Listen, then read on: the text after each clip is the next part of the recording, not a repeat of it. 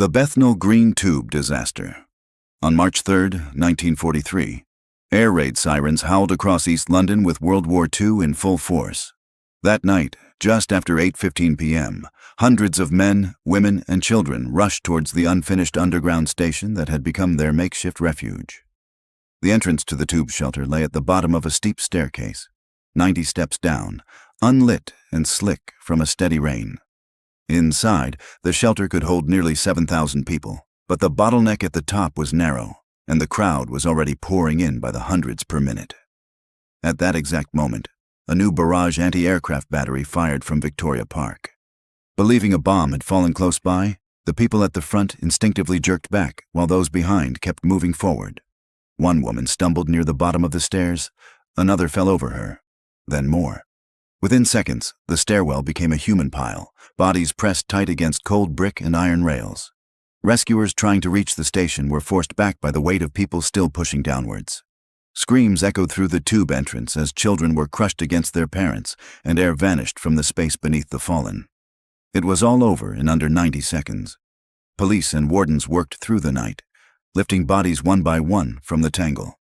By the time dawn broke, 173 people, 84 women, 62 children, and 27 men had died.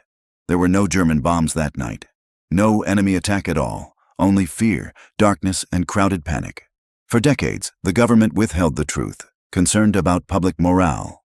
It wasn't until the 1950s that the incident was openly acknowledged as Britain's worst civilian disaster of the war not caused by enemy action. A memorial now stands at the entrance of Bethnal Green Station, a steel sculpture of 173 vertical columns representing each life lost in those narrow stairs. The Cecil Hotel Tragedy.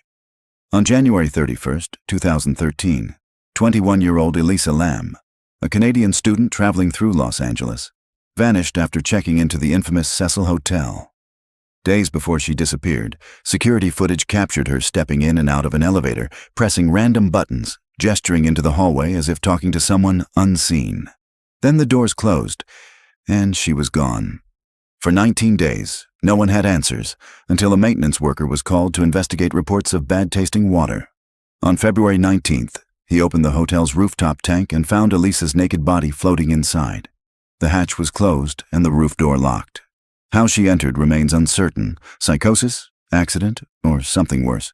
But her final moments were spent in total darkness and silence, trapped in a steel cylinder barely wider than her own body. The Alfredo Rampi incident.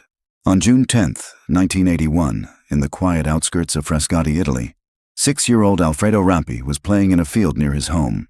It was early evening, warm and peaceful. A short distance away stood an unmarked artesian well, left open after geological testing years before. Its mouth was no wider than a dinner plate. At around 9 p.m., Alfredo's parents noticed his absence and called out for him across the field. A neighbor responded to faint cries rising from the ground.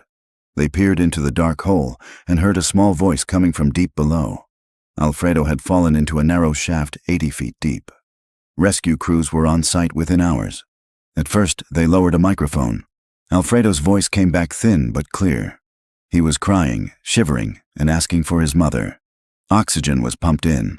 Ropes and makeshift harnesses were tried, but the shaft's diameter, just 30 centimeters, made every attempt impossible. Soon, Italy was watching. Radio and television broadcast the rescue live to millions as workers dug a parallel tunnel and planned to cut sideways to reach him. Days passed, voices faded. Each time the team contacted Alfredino, his responses were weaker. Rescuers sent down food, a tube of water, a telephone line, and prayers. On June 12th, a civil rescuer named Angelo Lamberti was lowered by rope to a narrow ledge near the boy. He reached within a few feet of Alfredo, but could not move his arms forward in the confined space. Every inch of soil pressed in like cement. Another volunteer, a slender speleologist, tried next and was forced to retreat when his chest locked against the walls. The rescue dragged into its third night. Oxygen levels in the shaft fell. Around 5 a.m. on June 13th, observers listening through the microphone heard 3 final drawn-out breaths, and then silence. After nearly 3 days underground, Alfredo Rampi died, suffocated by the earth. Recovering his body proved as difficult as saving him had been. Excavation efforts lasted another day and a half. When they finally brought him up, his small figure was wrapped in an Italian flag as the nation wept on live television. The incident shocked Italy into reform. The creation of the Protezione Civile, a coordinated civil protection agency for disasters and rescues. Even decades later, the well at Vermicino stands sealed beneath a simple stone marker. The Nutty Putty Cave, Death. On November 24, 2009, 26-year-old John Edward Jones, a medical student and father of one, entered Nutty Putty Cave in Utah with family and friends. The limestone maze was famous for narrow passages filled with thick clay and tight squeezes. Around midnight, John crawled into what he believed was a passage called the Birth Canal. But he was mistaken. The tunnel dropped steeply, narrowing to just 18 inches across. John thought he saw a larger space at the end of the passage, but this turned out to be a dead end and now left him even more stuck than before. Rescue teams arrived hours later to find John inverted, head first, deep inside the chamber, his chest compressed under his own weight. More than 100 rescuers worked overnight, installing pulleys and anchors in the crumbling rock. Every attempt to move him failed. After 27 hours, John stopped responding. His heart slowed until it stopped completely. The passage was sealed permanently with concrete, leaving John entombed 100 feet below ground. A man who went looking for adventure and found the embrace of solid earth instead. The Sago Mine Disaster. On January 2, 2006, 13 miners began a routine shift deep inside the Sago Mine in Tallmansville, West Virginia. At 6:26 a.m., a lightning strike was believed to have ignited a methane gas pocket. The blast collapsed tunnels, cutting off oxygen and communications. Trapped more than 280 feet underground, the workers used tin and plastic to seal themselves into an air pocket, hoping rescuers would arrive in time. They scribbled farewell notes to family on scraps of paper while poison gas crept in. After 41 hours, a rescue team reached them. Only one man, Randall McCloy, was still alive.